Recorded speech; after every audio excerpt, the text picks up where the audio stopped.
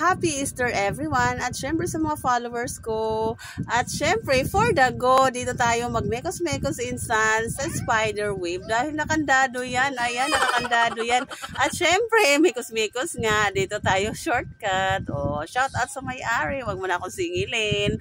Flex ko lang ang Rainbow Resort dito. May spider wave. Dito ako nag-enjoy. Kasi nga, punuan na ang swimming pool. Ang dami mga bata doon. Baka puno na yun ng mga alert at mga ihi. Charis. So for the go tayo guys, dahil nag-ingat-ingat din ako dahil walang sasalo. Ay, sana all may sasalo. Kahit taga-bukid tayo guys, ay syempre takot din tayong malaglag dyan. Baka, kaya nga kinuklose yan, baka merong something dyan eh. Pero okay lang kung malaglag. Ika nga, hindi naman daw sa taas malaglag. Sa baba naman. Ay, for the go, Charis. So yan, nagdandaan ako. Spider ba talaga yan? Or parang uod lang? Posing muna si Flor the Explorer. Ang Madam Kigwa. O, iba din no. Yan ang spider woman. Tja! Kili-kili power!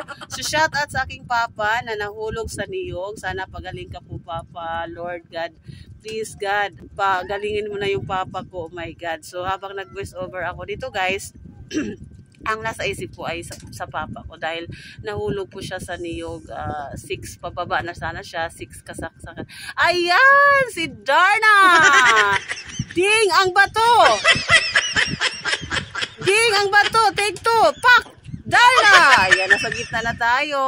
Thank you, Lord. Na ano din natin. Pero ayan, nanginginig na yung tuhod ko dyan, guys. Ayan, akala mo lang, nagpusing-pusing na yan para sa picture-picture.